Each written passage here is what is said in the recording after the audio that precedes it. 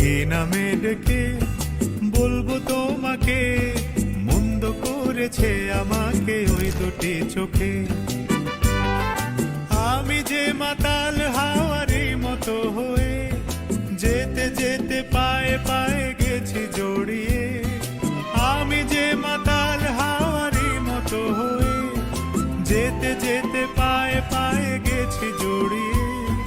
কি করি ভেবে যে মরি বলবে কি লোকে, মন্দ করেছে আমাকে ওই দুটি চোখে।